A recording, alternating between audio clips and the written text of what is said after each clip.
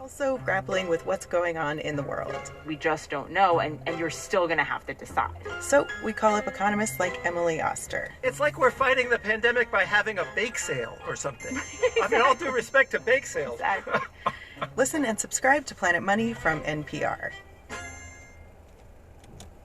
It's the TED Radio Hour from NPR. I'm Manoush Zomorodi. On the show today, new ways of resolving conflict.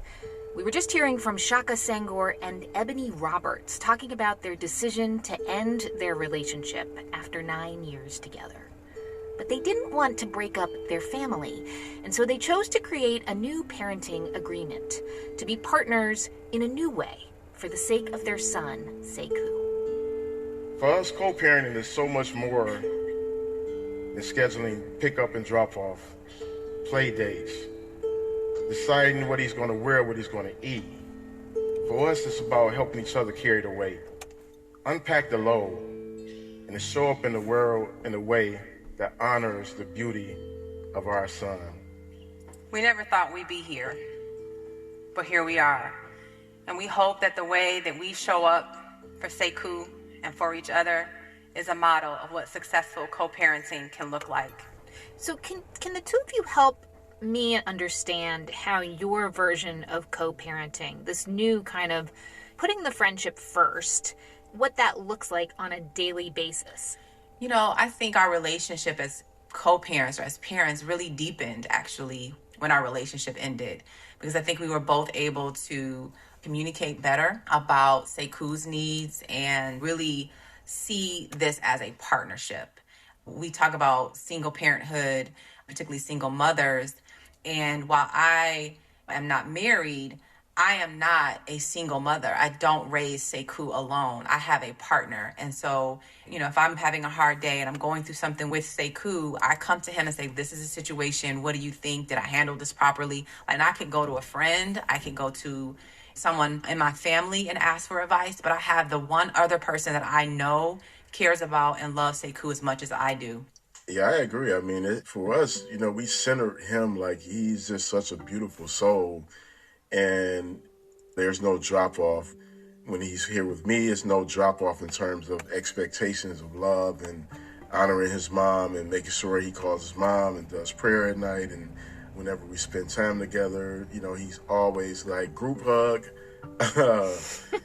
But it also feels good to know that we can create this bond of love that's just unbreakable. Our parenting can be seen as an allegory for this two-sided coin of possibilities. On one side, the reality of raising a black boy in a society that says that black boys, black bodies, and black lives are only seen as profitable or disposable. And there's the possibility of two parents who are no longer together, coexisting, supporting each other, loving each other, showing affection publicly in a way that honors the relationship with our son. And even more importantly, is the power to support each other in those vulnerable moments. When you tell other parents who are split up about how you, the two of you, are parenting together despite not being a couple, what do they want to know? I'm guessing they must have like questions about how you make it work. Yeah, I get a lot of questions from my friends who are incredible fathers, actually. Like, how do you put the anger, the resentment, the ego, how do you put those things to the side? And what I always just really talk to them about is like, how would you want to feel as a child? What do your peers want to know, Ebony? What are they confused about with your relationship with Shaka? Most people are confused about why we're not together. Oh. That's been an impediment to my dating life, by the way.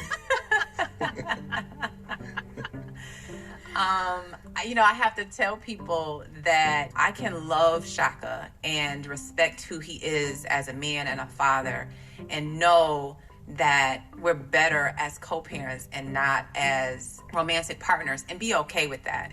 And oftentimes we go straight to the petty because oftentimes we're operating from a place of hurt.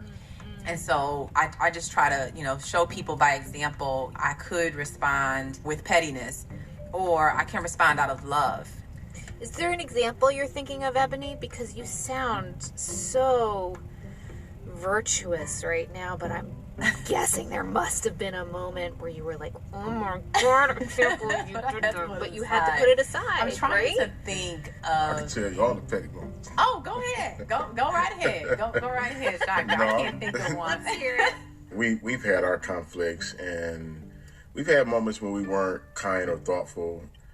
I think the thing that has worked is we know giving each other a little bit space, we're going to arrive at the right conclusion. An apology will be forthcoming. But talking to each other, like, that's been our superpower for real. And, I want to add, it has been a struggle to not say something to Shaka in moments when I wanted to. And I had a good friend who told me, you can't control what happens at his house. And he's his dad, and I know he has his best interests, and that has been something that I'm still learning to do, but I think I've gotten a lot better at that.